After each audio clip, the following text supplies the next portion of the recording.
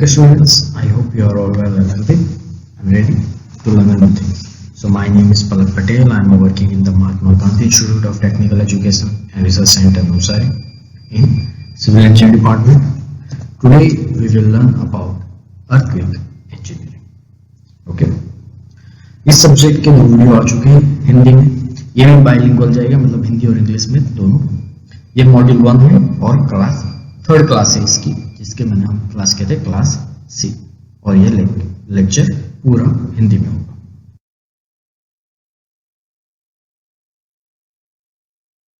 First thing आती है यहाँ पे कंटेंट. कंटेंट क्या क्या है, मतलब हमारा जो लास्ट लेक्चर था वहां हमने सिस्मिक वेव तक कर लिया था. आज हम स्टार्ट करते हैं सिस्मोग्राफ्स. हमारा स्टार्टिंग हो रहा है सिस्मोग्राफ्स. चलिए शुरुआत करते हैं सिस्मोग्राफ से. सिस्मोग्राफ क्या होता है? तो seismograph is an instrument used to measure the vibration of the earth. तो सिस्मोग्राफ एक इंस्ट्रूमेंट है जो अर्थक्वेक के वाइब्रेशन को मेजर करते हैं, अर्थ के वाइब्रेशन को. राइट, ये इस तरह का वाइब्रेशन आपने देखा होगा, इस तरह का ग्राफ, और अर्थक्वेक आता है तब ऐसा हो जाता है ना. ये ग्राफ आपने देखा होगा, जैसे हार्ट बीट चल रही है ना वैसा ग्राफ आता है. तो ये जो ग्राफ प्लॉट होता है वो सिस्मोग्राफ करता है. अब सिस्मोग्राफ एक इंस्ट्रूमेंट है और ये जो ग्राफ तैयार होता है हमारा उसे कहते हैं सिस्मोग्राम. राइट, ये मेजर क्या करता है कि जो वीक ग्राउंड मोशन है, जो वीक ग्राउंड मोशन, बहुत स्मॉल माइनर ग्राउंड मोशन रहते हैं, उसे मेजर करता है. राइट, और अगर स्ट्रॉन्ग ग्राउंड मोशन आ जाता है, जो वेरी एक्साइटेड होते हैं, बहुत ज्यादा हाइपर रहते हैं, वैसे स्ट्रॉन्ग ग्राउंड मोशन आते हैं, तो उसके लिए हम एक्सेलोग्राफ का इस्तेमाल करते हैं. दोनों इंस्ट्रूमेंट का वर्किंग सेम ही है, लेकिन सिस्मोग्राफ क्या है, वो थोड़ी माइनर चीज के लिए भी वो एक्टिवेट रहता है, उसकी सेंसिटिविटी ज्यादा होती है सिस्मोग्राफ की, जबकि एक्सेलोग्राफ की सेंसिटिविटी थोड़ी कम होती है. जब वो स्ट्रॉन्ग ग्राउंड मोशन आता है तब वो डिटेक्ट करता है. राइट, अब इसमें कौन सा प्रिंसिपल यूज होता है, तो ये समझिए कि इसमें प्रिंसिपल होता है vibration record of the simple pendulum hanging over the steady point. मतलब एक पेंडुलम, आपने वॉच देखी होगी वो पुरानी वाली, जिसमें एक पेंडुलम ऐसा वही चीज यहाँ रहती है. यहाँ क्या रहता है, एक पेंडुलम की तरह इसे रखा जाता है, नीचे के पॉइंट पे पेन रहती है. अब यहाँ वेट होने की वजह से ये स्थिर रहता है, एक जगह पे स्थिर रहता है. ठीक है, एक ही जगह पे टिका रहता है. अब जब वाइब्रेशन हो गए तो नीचे जो ड्रम रहता है वो रोल होते हैं, उस वजह से वाइब्रेशन की वजह से हमें ग्राफ प्रोड्यूस होते हैं.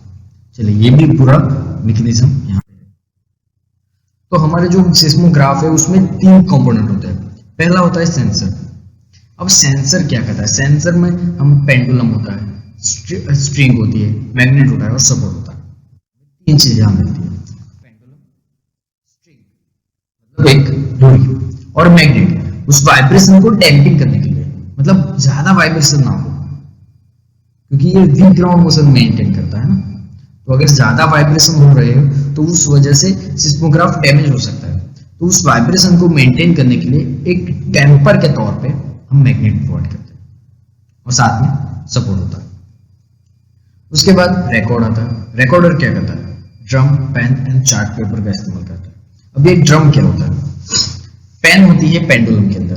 ठीक है, जो पेंडुलम हमने लगाया उसके नीचे पेन रहती है. अब ये पेंडुलम अपनी जगह पे स्थिर है, अपनी एक ही जगह पे टिका रहा है. नीचे ड्रम है जो रोटेट होता रहता है, और ड्रम के साथ हमने चार्ट पेपर लगाया हुआ होता है. तो जैसे जैसे ये रोटेट होता है वैसे वैसे ये पेन की वजह से और ये ड्रम की वजह से उस चार्ट पेपर के ऊपर हमें लाइन ड्रॉ होती है. अब जब वाइब्रेशन होगा तो हमें इस तरह की लाइन देखने को मिलेगी. उसके साथ एक टाइमर मैकेनिज्म भी होता है. जो ड्रम जो रोटेट होता है वो कांस्टेंट स्पीड पे रहता है, मतलब 1 मिनट पे या 1 रोटेशन, ये कांस्टेंट स्पीड रहती है. ठीक है, when the supporting frame is shaken by the earthquake wave, the inertia of the mass causes it lag behind the motion of the frame. मतलब ये जो सपोर्टिंग फ्रेम है जो पेंडुलम के साथ जुड़ी हुई है वो वाइब्रेट होती है, मतलब नीचे का ड्रम वाइब्रेट हो रहा है, पेन अपनी जगह पे टिकी हुई है. अब जैसे जैसे ड्रम वाइब्रेट होगा पेन उसे ड्रॉ कर दी जाएगी, राइट। सिम चीज यहाँ ये भी देखिए कि यहाँ लाइन ड्रॉ होती है पेन की वजह से, पेपर के ऊपर, ठीक है, कहाँ, रोटेटिंग ड्रम के ऊपर, जो पेपर रोटेटिंग ड्रम के ऊपर रहा होता है उस पेपर पे लाइन ड्रॉ होती रहती है। अब मैग्नेट जो रखा हुआ है दूरी के आसपास, वो डैम्पिंग की वजह से होता है, जो एम्पलीट्यूड को कंट्रोल करते हैं, राइट। और अर्थक्वेक रिकॉर्ड्स होते हैं, ऑब्टेन आर कॉल्ड सिस्मोग्राफ्स, मतलब जो रिकॉर्ड होता है हमारा, जो लाइन ग्राफ ड्रॉ होती है उसे हम सिस्मोग्राम कहते हैं। यहां कंफ्यूजन मत करना, सिस्मोग्राफ एक इंस्ट्रूमेंट है और सिस्मोग्राम एक ग्राफ है जो रिकॉर्ड हो रहा है। ये दोनों चीजें एक साथ है, लेकिन यहाँ कंफ्यूजन हो रहा है कि जैसे हम बोलते हैं सिस्मोग्राफ, हमारे दिमाग में आ जाता है ग्राफ, लेकिन यहाँ सिस्मोग्राफ का मतलब होता है वो इंस्ट्रूमेंट, सिस्मोग्राम का मतलब होता है ग्राफ जो ड्रॉ हो रहा है, ठीक है। यहाँ देखिए, यहाँ कुछ हॉरिजॉन्टल और वर्टिकल सिस्मोग्राफ है हमारे पास। ये देखिए, ये हॉरिजॉन्टल है, यहाँ वर्टिकल भी, यहाँ देखिए वाइब्रेशन हो, तो ये हमें यहाँ देख रहे हो, यहाँ पे ये वाइब्रेशन पी वेव एस की वजह से। तो हमें दो तरह के सिस्मोग्राफ देखने को मिलते हैं, एक हॉरिजॉन्टल और एक वर्टिकल, राइट। तो हमें इस तरह के ग्राफ यहाँ देखने को मिलते हैं जब वाइब्रेशन आता है उस पर। अब यहाँ नीचे देखिए, नीचे यहाँ एक स्ट्रेट लाइन है, अच्छा हमें वाइब्रेशन हुआ, मतलब यहाँ हमें पी वेव देखने को मिली, उसके बाद एस वेव और उसके बाद सरफेस वेव आती है। तो सबसे पहले जो डिटेक्ट होती है उसे बोला जाता है पी वेव, उसके बाद एस वेव और उसके बाद आती है सरफेस वेव जो लव वेव या रेगुलर वेव होती है। और इस तरह का ग्राफ प्रोड्यूस होता है पर टाइम के हिसाब से, ठीक है। अब समझते हैं मैग्नीट्यूड। मैग्नीट्यूड क्या है? तो मैग्नीट्यूड, मैंने अर्थक्वेक को मेजर करना है, मुझे एक अर्थक्वेक आया है, भुज अर्थक्वेक या गुजरात में कहीं भी, नेपाल में अर्थक्वेक आया, मुझे कंपेयर करना है कि नेपाल का अर्थक्वेक ज्यादा बड़ा था या भुज का अर्थक्वेक ज्यादा बड़ा था। या इंडोनेशिया में जो अर्थक्वेक आया है तो वो अर्थक्वेक क्या ज्यादा बड़ा था, ज्यादा डैमेजेबल था, या उसकी जगह ये भुज वाला अर्थक्वेक ज्यादा डैमेजेबल था। तो वो क्वांटिटी जो मेजर होती है, जो क्वालिटी मेजर होता है, वो हम मैग्नीट्यूड की वजह से करते हैं। हमारे पास दो स्केल है अर्थक्वेक को मेजर करने के लिए, मैग्नीट्यूड और इंटेंसिटी। सबसे पहले मैग्नीट्यूड समझते हैं कि ये पूरे जगह एक समान रहता है, मैग्नीट्यूड चेंज नहीं होता, ठीक है। तो magnitude earthquake measure in the amount of release during the earthquake, मतलब जो एनर्जी रिलीज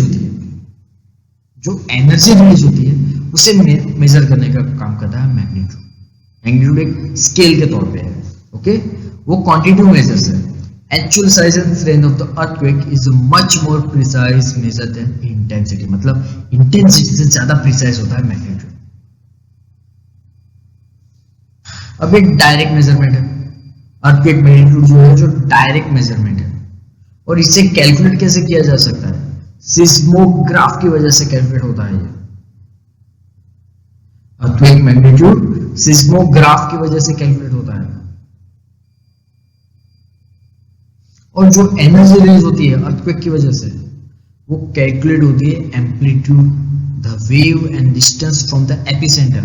मतलब अगर मुझे मैग्नीट्यूड कैलकुलेट करना है तो वो कैलकुलेट करने के लिए मुझे amplitude of the wave calculate करनी होगी, और वो मुझे कहां से मिलेगा? सिस्मोग्राम की वजह से।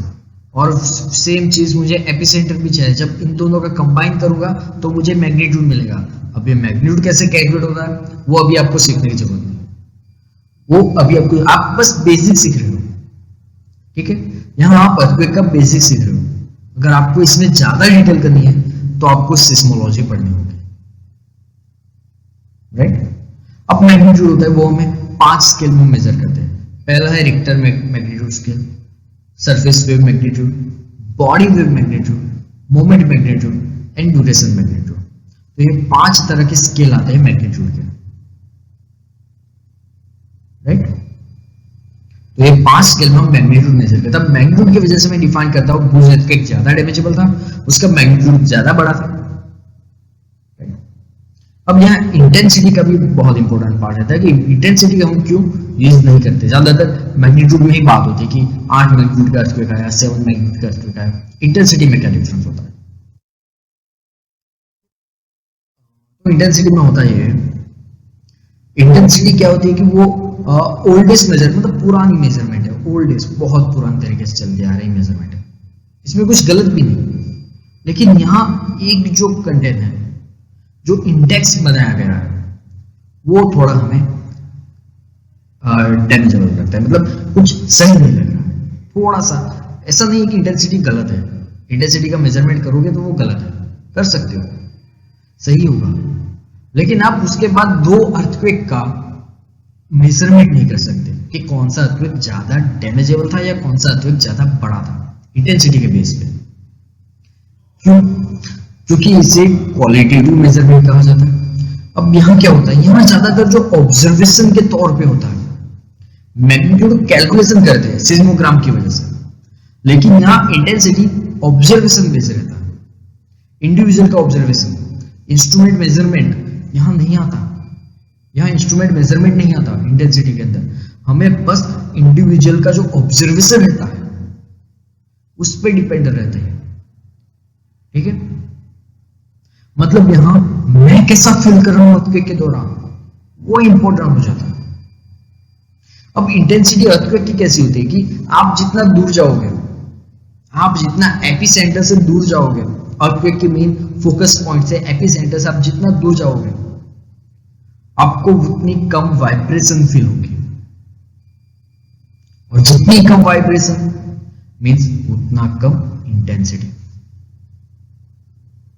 इसका स्केल भी दिया हुआ है इंटेंसिटी का, उसमें लिखा हुआ कि आप कैसा फील कर रहे हो। अगर आप घर में बैठे हो, आपको फील हो रहा है कि हाँ बहुत ज्यादा डैमेजेबल है, बहुत ज्यादा कर हिल रहा है, मुझे बाहर निकलना चाहिए, आपको डर गए, तो उसकी इंटेंसिटी अलग है। आप घर में बैठे हो लेकिन आपको कुछ नहीं लग रहा है, ठीक है चलो कुछ नहीं, इतना भी डरने की बात नहीं है, आपका ऑब्जर्वेशन क्या कह रहा है, ठीक है, उस हिसाब से इंटेंसिटी ली जाती है। मतलब स्केल इससे सब चेंज होता है, और ये ऑब्जर्वेशन कहता है ह्यूमन टू ह्यूमन चेंज होता है। मैं घर में 2 मेंबर के साथ बैठा हूं, 2 मेंबर डर के भाग रहे हैं, मैं घर में अकेला बैठा हूं, मुझे लगता है यार कोई नहीं, घर नहीं गिरने वाला, मैंने नया नया बनाया है, सीधी बात है। तो दोनों का ऑब्जर्वेशन अलग हो गया, दोनों ने अलग अलग इंटेंसिटी दे दी, राइट। तो यहाँ इंटेंसिटी में ये प्रॉब्लम आती है कि यहाँ सिर्फ और सिर्फ ऑब्जर्वेशन पे डिपेंडेंट किया जाता है, और ऑब्जर्वेशन हर बार सही नहीं होता, क्योंकि ये ह्यूमन फीलिंग पे डिपेंड करता है,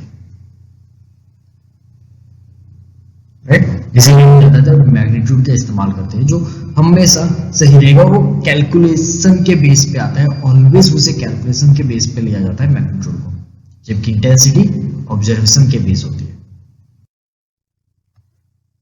अब इंटेंसिटी को समझना हो तो आप ऐसा समझो कि आप पढ़ाई कर रहे हो कहीं पे बैठ के, ठीक है, एक क्लासरूम में बैठे, चलिए यही ऑब्जर्वेशन ले लेते हैं कि मैं एक क्लासरूम में बैठा हूं, मैं पढ़ा रहा हूं, क्लास में पूरा अंधेरा है, मैंने लाइट्स ऑन की। अब जो फर्स्ट बेंचर्स होंगे, जो पहली रो में बैठे होंगे, उसे लाइट्स पूरी तरह से मिलेगी, मतलब उसका जो नोट्स है, उसे जो बोर्ड है वो क्लियर दिखेगा, और नोट्स पे वो जो लिख रहे हैं वो भी परफेक्ट दिखेगा, क्योंकि वहां उसको लाइट ज्यादा मिल रही है। मिडल बेंचर्स आए, मिडल बेंचर्स को थोड़ी डल लाइट मिलेगी, ठीक ठाक लिख रहा होगा, ठीक ठाक दिख रहा होगा उसे, और लास्ट बेंचर्स जो तो लाइट ही नहीं दिख रही, उसके नोट्स में क्या लिख रहा है उसे पता ही नहीं चल रहा होगा। तो ये चीज इंटेंसिटी पे होती है। यहाँ क्या हुआ कि हमारी जो लाइट्स है वो धीरे धीरे डल होती गई, वही होता है अर्थक्वेक के दौरान। जैसे ही एपिसेंटर से दूर जाओगे वो एनर्जी कम होती जाएगी, वेव्स की एनर्जी कम होती जाएगी, वो एब्जॉर्ब होती जाएगी या खत्म होती जाएगी।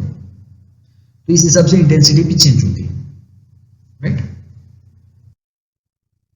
इंटेंसिटी को 2 फैक्टर में डिवाइड करते हैं, 2 स्केल है उसके, मॉडिफाइड मसलर इंटेंसिटी और एमकेएस स्केल। इन दोनों स्केल में सिर्फ टेबल दी हुई है, टेबल पे सिर्फ ऑब्जर्वेशन है, उस ऑब्जर्वेशन के दौरान हम इसे इंटेंसिटी के स्केल में डिफाइन करते हैं, जो रोमन नंबर से, मतलब 1 2 3 4 5, राइट। अब इंटेंसिटी डिपेंड किस पे करती है, तो अर्थक्वेक के मैग्नीट्यूड पे।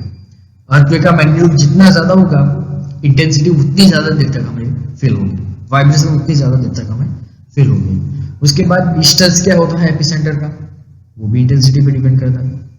अब बिल्डिंग पैरामीटर्स, मतलब मटेरियल कौन सा इस्तेमाल हुआ, बिल्डिंग की टाइप्स कौन सी थी, हाइट कौन सा था, शेप कौन सी थी, क्योंकि यहाँ ये भी दिया हुआ है कि आपने बिल्डिंग में कितने डैमेज देखे, उस हिसाब से भी इंटेंसिटी डिफाइन होती है। अगर मटेरियल कमजोर होगा, बिल्डिंग कमजोर होगी, तो ज्यादा बिल्डिंग डैमेज होगी, तो इंटेंसिटी वहां लगाएगी। फाउंडेशन मटेरियल कौन सा था, उसमें भी इंटेंसिटी चेंज होती है। ड्यूरेशन ऑफ शेकिंग, शेकिंग का टाइम कितना रहा, मतलब कितने सेकंड तक, कितने मिनट तक वो वाइब्रेशन हमें फील हुआ, उस हिसाब से भी इंटेंसिटी डिफाइन होती है, इंटेंसिटी स्केल की जाती है। ठीक है, तो यहां हमें मैग्नीट्यूड और इंटेंसिटी दोनों समझ लें। अब समझते स्ट्रॉन्ग ग्राउंड मोशन। ये स्ट्रॉन्ग ग्राउंड मोशन क्या होता है? The earth vibrate continuously at a period ranging from millisecond to day and amplitude may vary from nanometer to meters. Earth always vibrate होती रहती है, आपको फील नहीं होता, लेकिन जैसे आप सिस्मोग्राफ देखोगे आपको ऑलवेज कुछ ना कुछ वाइब्रेशन दिखेगी। आपने कुछ मूवी देखी होगी अर्थक्वेक की, उस मूवी में हमें ग्राफ दिखाया जाता है, उसमें हमेशा ऑलवेज ऑलवेज कुछ ना कुछ वाइब्रेशन रहती है, राइट? तो ऐसे small small vibration, weak vibration always आते हैं। अब यहां क्या होता है, कुछ मोशन ऐसे आते हैं जो इफेक्ट करते हैं लिविंग बीइंग को, इंडियन एनवायरनमेंट को। मतलब कुछ वाइब्रेशन ऐसे होते हैं जो ज्यादा होते हैं, मतलब अर्थक्वेक के दौरान होने वाला वाइब्रेशन, और वो वाइब्रेशन लिविंग बीइंग को, उसके एनवायरनमेंट को, दोनों को इफेक्ट करता है। और ये इफेक्ट हम इंजीनियर्स के लिए, मतलब जो सिस्मोलॉजी इंजीनियर्स हो गए, सिस्मोलॉजिस्ट हो गए, उनके लिए इंपॉर्टेंट हो जाता है, तो उसे स्ट्रॉन्ग ग्राउंड मोशन कहते हैं। मतलब अर्थक्वेक का मोशन स्ट्रॉन्ग ग्राउंड मोशन आता है। उसमें सेकंड डेफिनेशन है पीजीए। पीजीए का मतलब होता है पीक ग्राउंड एक्सेलरेशन। सो पीक ग्राउंड एक्सेलरेशन क्या होता है? तो largest horizontal acceleration, largest horizontal acceleration of a ground is known as peak ground acceleration. Okay, is common amplitude measures of a ground motion.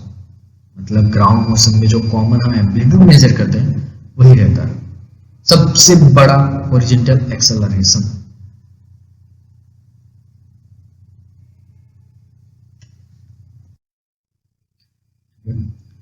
अब हम समझ रहे हैं थोड़ी मेजर अर्थक्वेक इंडिया में क्या क्या हुए। यहाँ बहुत बड़े सारे अर्थक्वेक है, यहाँ सबके मैग्नीट्यूड दिखे हुए हैं, देखिए ये सबसे बड़े बड़े वाले, सबसे बड़े वाले। अब मैंने इसी क्रोनोलॉजिकल ऑर्डर में सेट किया हुआ है, ठीक है। तो पहला 18 जून का है, कच्छ में आया था 8.3 मैग्नीट्यूड का। अब यहाँ डेप्थ ज्यादा इंपॉर्टेंट नहीं है और इंटेंसिटी भी देखिए चेंज हो रही है, ठीक है। यहाँ 8.3 है और यहाँ मैग्नीट्यूड देखिए कितना है, इंटेंसिटी कितनी है ना, 8 की इंटेंसिटी 10 है, 8.3 की 10 है। जब 8.3 की यहाँ पे हमें 8 मिल रही है तो यहाँ 8.3 मैग्नीट्यूड की इंटेंसिटी हमें 10 मिल रही है। देख रहे हो, सेम मैग्नीट्यूड है लेकिन इंटेंसिटी डिफरेंट आ रही है। यहाँ सबसे बड़ा ये देखो भूज का अर्थक्वेक 2001 का जो 7.7 मैग्नीट्यूड का आया था, जो शायद हर किसी ने फील किया था। इसी अर्थक्वेक की वजह से, इसी अर्थक्वेक की वजह से हमारे सिलेबस में अर्थक्वेक वाला सब्जेक्ट ऐड हो गया, क्योंकि अब तक हमने इतना बड़ा अर्थक्वेक मेजर ही नहीं किया था। 1800 में आया था, उसके बाद सीधा 2001 में कच्छ के अंदर, गुजरात के अंदर, राइट। और यहाँ इंटेंसिटी का कॉन्सेप्ट देखिए, यहाँ ये 8.3 है, यहाँ पे आया 8 इंटेंसिटी, यहाँ 7.7 मैग्नीट्यूड का अर्थक्वेक है, लेकिन इंटेंसिटी देखिए 10 इंटेंसिटी है। ये मैंने ऐसे नहीं बनाया, मैंने इसे इंटरनेट पे खोदा शोधा है, इंटरनेट से मिला है, मैंने फाइंड किया है इसे इंटरनेट से।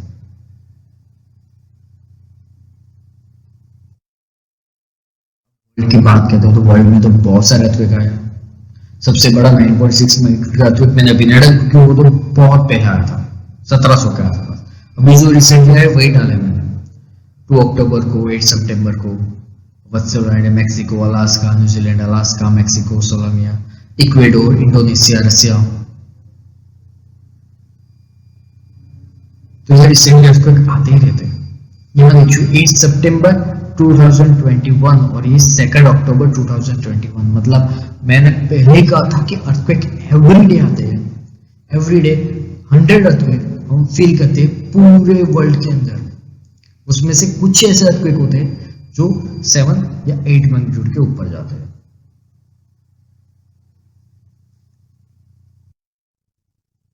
सिस्मिक जोन इन इंडिया, हमने इंडिया को कुछ सिस्मिक जोन में डिवाइड किया। अब ये क्यों किया? So India lies at the northwestern end of the Indo-Australian plate, which composed India, Australia, major portion of Indian Ocean and other smaller countries.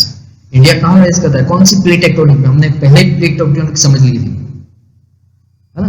तो इंडिया राइज करता है इंडो ऑस्ट्रेलियन प्लेट के अंदर, ठीक है। अब ये कोलाइड हो रही है यूरोशियन प्लेट के अंदर इंडियन ऑस्ट्रेलियन प्लेट कोलाइड हो रही है और सबडक्शन हो रहा है। मतलब क्या हो रहा है कि यहाँ हमारी यूरेशियन प्लेट है, ये मेरी, और ये आई इंडियन ऑस्ट्रेलियन प्लेट। अब यह सबडक्ट हो रहा है मतलब क्या हो रहा है? ये जो प्लेट है, ये इंडियन ऑस्ट्रेलियन प्लेट, वो नीचे जा रही है और ये ऊपर आ रहा है, तो इसे सबडक्ट कहते हैं। मतलब ये जो नीचे जा रही है उस पोर्शन को कहते हैं सबडक्ट, कि वो नीचे जा रही है, राइट। अब यहां क्या होता है कि कोलाइड होने से पहले हमारा एक सी था, दैट इज सी। ये हिस्ट्री है, ओके। इंडिया ऐसे ही नहीं आ गया, इंडिया पूरा ट्रैवल करके आया था, और जब तक ये बीच का जो पोर्शन है ये यूरेशियन और इंडियन ऑस्ट्रेलियन प्लेट के बीच का पोर्शन, वहां एक सी था, दैट सी। वो दैट सी की डेब्रिस आज भी हमें हिमालय में देखने को मिलती है।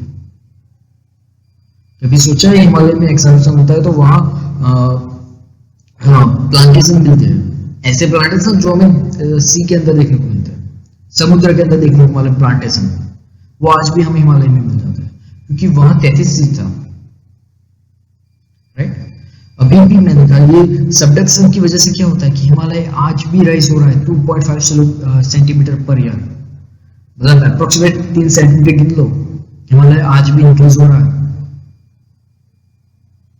अब इसकी वजह से हमें सिस्मिक जोन में डिवाइड करना पड़ता है, क्योंकि हमारा ये एरिया है जहां हमें बाउंड्री लग रही है, दो प्लेट टेक्टोनिक की बाउंड्री लग रही है,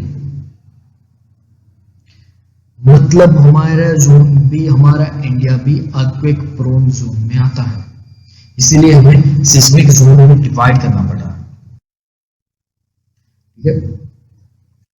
हिमालय जो एरिया है वो पूरा 33 सी के बना हुआ है, मतलब वो पूरा प्लेट टेक्टोनिक की बाउंड्री है, तो वहां हमें सबसे ज्यादा देखने को मिलते हैं। कच्छ का एरिया भी हमें बाउंड्री लग रहा है, तो वहां भी हमें देखने को मिल रहा है, इसके लिए हमने सिस्मिक जोन में डिवाइड किया। ये देखिए, ये सिस्मिक जोन, मतलब ये हिमालय वाला एरिया, ये पूरा, ये हमारा जोन 5 में आता है, क्योंकि यहाँ में मैक्सिमम अर्थक्वेक देखने को मिलते हैं। ये टेक्टोनिक प्लेट की बाउंड्री है हमारी, ये जो रेड लाइन देख रहे हो वो टेक्टोनिक प्लेट की बाउंड्री है, ये इंडियन ऑस्ट्रेलियन, और ये हुई यूरेशियन प्लेट, ये इंडो ऑस्ट्रेलियन प्लेट है, और ये उसकी बाउंड्री है, और इंडिया आज भी इस डायरेक्शन में मूव कर रहा है, इसीलिए हमारी हिमालय की हाइट बढ़ रही है, और इसी वजह से हमें अर्थक्वेक देखने को मिलता है। हम सिस्मिक जोनिंग की जरूरत क्या थी? मतलब कई बार हमने इंडिया में अर्थक्वेक मेजर किया था, इसकी वजह से डैमेज भी बहुत बार हुआ है, ठीक है। कुछ बार तो हमने अनडोनिस, मतलब हमें पता ही नहीं था कि अर्थक्वेक आने वाला है और अर्थक्वेक आ गया और डैमेज हुआ। एक्चुअली प्रिडिक्टेड तो नहीं है, लेकिन हम थोड़ी प्रिकॉशन तो रख सकते हैं ना। जैसे अब मुझे कोई बिल्डिंग बना दी है, मुझे पता है कि यहाँ रेगुलर अर्थक्वेक आते हैं, तो मैं उसका लोड इंक्लूड कर दूंगा कि हाँ यहाँ ये अर्थक्वेक आ रहा है, तो मुझे उसका लोड इंक्लूड करना है स्ट्रक्चर के अंदर, और उस बाद में मैं उस स्ट्रक्चर को डिजाइन करूंगा, तो मेरा बिल्डिंग सेफ रहेगा। लेकिन अगर मैंने अर्थक्वेक लोड गिना ही नहीं, ऐड ही नहीं किया और अचानक अर्थक्वेक आ गया तो मेरी बिल्डिंग कोलैप्स हो जाएगी, डैमेज हो जाएगी। इसीलिए हमें अर्थक्वेक लोड कैलकुलेट करना है। लेकिन यहाँ होता क्या है कि हमें पता ही नहीं है, मुझे पता ही नहीं कि सूरत पे कितने अर्थक्वेक आते हैं, मुझे पता ही नहीं कि गुजरात में कितने अर्थक्वेक आते हैं, मुझे पता ही नहीं है राजस्थान में कितने अर्थक्वेक आते हैं, कर्नाटक में कितने आते हैं, आसाम में कितने आते हैं, मुझे पता ही नहीं है, मुझे बस डिजाइन करना है। तो इसके लिए मैं क्या करता हूँ, मैं इंडिया को जोन में डिवाइड कर देता हूँ, second, third, fourth and fifth, 4 zone हमारे। फर्स्ट और सेकंड जोन को कंबाइन करके हमने उसे जोन 2 में कन्वर्ट कर दिया। अब मैं बिल्डिंग बना रहा हूँ जिस भी जोन में, मतलब मैं अगर बिल्डिंग बना रहा हूँ सेकंड जोन में, तो मैं वहां सेकंड जोन अर्थक्वेक का लोड होगा एस्टिमेट किया जाता है और एज्यूम किया जाता है कि इतना लोड आएगा सेकंड जोन में, थर्ड जोन में भी उसी हिसाब से, और लास्ट वन फिफ्थ जोन में भी उसी तरह का लोड लिया जाता है। और हम प्रिडिक्ट करते हैं, यहाँ पे प्रिडिक्शन होता है कि शायद हमें ऐसा अर्थक्वेक देखने को मिलेगा।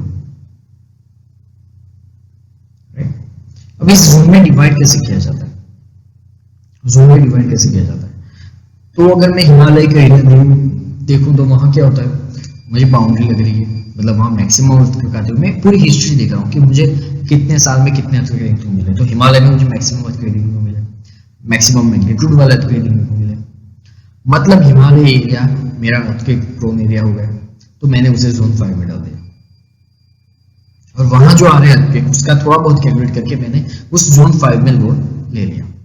हम ये सेस्मिक लोड कैलकुलेशन करेंगे, ठीक है, अभी बस ये समझ लो। उसके बाद मैंने कहीं और देखा कि चलो गुजरात में करते हैं, गुजरात का मैंने कच्छ एरिया ले लिया। कच्छ एरिया में मैंने एनालिसिस किया तो मुझे पता चला वहां भी बहुत अर्थक्वेक आ रहे हैं, तो मैंने उसमें भी जोन 5 में डाल दिया। अब मैं साउथ गुजरात में, साउथ गुजरात में मुझे अर्थक्वेक फील ही नहीं होते, तो मैं उसे क्यों जोन 5 में डालूंगा, तो मैंने उसे जोन 3 में डाल दिया या जोन 4 में डाल दिया। इसी तरह से जोन में डिवाइड होता है कि यहाँ कौन सी लोकेशन पे कितने अर्थक्वेक आते हैं और कितने मैग्नीट्यूड के अर्थक्वेक आते हैं, उस हिसाब से मैंने सिस्मिक जोन इंडिया का डिवाइड कर दिया। राइट, ये देखिए ये ग्राफ है, ये आपको आईएस कोड में मिल जाएगा, IS 1893-2002 के अंदर स्टार्टिंग के पेज में या थर्ड या फोर्थ पेज पे है, ये आपको ग्राफ ये मैप मिल जाएगा। यहाँ में कुछ सिटी लिखी हुई है जो जोन 5 में आते हैं, जैसे कि पूज है, इंपाल है, कोहिमा है, तेजपुर है, मंडी, श्रीनगर, ये जोन 5 में आते हैं। और दिल्ली, अमृतसर, अंबाला, चंडीगढ़, पटना, शिमला, लुधियाना, रुकरी जोन 4 में आते हैं। यहाँ ये रेड लाइन दिख रही है वो जोन 5 है, ये ऑरेंज लाइन जोन 4 है, ये ब्लू लाइन जोन 1 और ये zone 2। Right, okay, let's start further. अब इफेक्ट है, अर्थक्वेक के कुछ इफेक्ट है, तो प्राइमरी इफेक्ट और सेकेंडरी इफेक्ट, दो इफेक्ट मैंने डिवाइड करेंगे।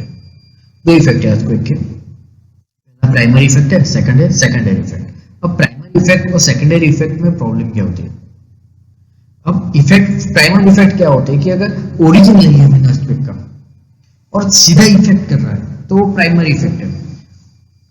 प्राइमरी इफेक्ट क्या है कि वो इफेक्ट जियोलॉजी और टोपोग्राफी से कनेक्टेड होती है, मतलब डायरेक्ट इफेक्ट हो रहा है, उसे प्राइमरी इफेक्ट कहते हैं। सेकेंडरी मतलब सिस्मिक इफेक्ट पास हो गई, उसके बाद ग्राउंड शेकिंग की वजह से मुझे कुछ इफेक्ट दिख रही है, उसे सेकेंडरी इफेक्ट बोलते हैं। ठीक है, थोड़े एग्जांपल से मेरे पास जो हम देखेंगे प्राइमरी इफेक्ट और secondary effect. So primary effect में क्या होता है कि टोपोग्राफी चेंज हो जाती है, कोई नई हिल बन जाती है, डायरेक्शन चेंज होता है वाटर कोर्स का, मूव वाटर कोर्स हमें मिल जाता है, स्टार्टा जो होता है वो रैपिंग कर लेता है, सैंड डाइक हमें फॉर्मेशन हो जाते हैं, क्रैक हमें देखने को मिल जाती है, और अंडरग्राउंड वाटर लेवल चेंज हो जाता है। तो ये प्राइमरी इफेक्ट है, मतलब सीधा ग्राउंड वाइब्रेशन के साथ अर्थक्वेक के साथ लिंक कर रहे हैं, सीधा अर्थक्वेक के साथ। लेकिन सेकेंडरी इफेक्ट क्या होता है कि यहाँ ह्यूमन लाइफ हमें चली जाती है, किसकी वजह से, वाइब्रेशन की वजह से। मल्टी स्टोरी बिल्डिंग डैमेज हो जाती है वाइब्रेशन की वजह से, डैम और ब्रिज भी डैमेज होते हैं। ये सेकेंडरी इफेक्ट है। एक बार वाइब्रेशन आ गया उसके बाद भी हमें ये इफेक्ट देखने को मिल सकते हैं, राइट। लैंडस्लाइड हो जाती है, ट्री गिर जाते हैं, कोई साइकोलॉजिकल इफेक्ट हो जाता है ह्यूमन के ऊपर कि ह्यूमन ब्रेन में डर बैठ जाता है, कम्युनिकेशन सिस्टम गड़बड़ा जाता है, रोड है रेलवे लाइन डैमेज हो जाती है, राइट। या हमें सुनामी भी देखने को मिल सकती है, सुनामी भी देखने को मिल सकती है, कोई फायर डैमेज भी हो सकता है, रैप्चर डैम में रैप्चर हो सकता है, और लिक्विफिकेशन, सॉइल का लिक्विफिकेशन भी हो सकता है। तो ये सेकेंडरी इफेक्ट है, ठीक है। तो ये प्राइमरी इफेक्ट और सेकेंडरी इफेक्ट। प्राइमरी इफेक्ट क्या होता है कि सीधा कनेक्टेड है, अर्थक्वेक आया और ये इफेक्ट हमें देखने को मिल गया। सेकेंडरी इफेक्ट में क्या होता है, अर्थक्वेक आया, वेव पास हो गई, उसके बाद भी हमें ये इफेक्ट देखने को मिल रहा है। मतलब यहाँ जो इफेक्ट है सेकेंडरी, वो सिर्फ और सिर्फ वेव के साथ कनेक्टेड है, जबकि प्राइमरी सीधा अर्थक्वेक के साथ कनेक्टेड है, ठीक है। ओके, तो यहाँ हमारा चैप्टर 1 कंप्लीट होता है। 3 वीडियो हो गए, 1, 2 एंड 3। नेक्स्ट लेक्चर में हम लोग जल्दी मिलेंगे। नेक्स्ट लेक्चर में हमारा मॉड्यूल 2 स्टार्ट होगा, उसका नाम है फंडामेंटल ऑफ अर्थक्वेक इंजीनियरिंग। थोड़ा कंफ्यूजिंग है, लेकिन उसमें हमें धीरे धीरे से as soon as possible. Till then, goodbye and take care.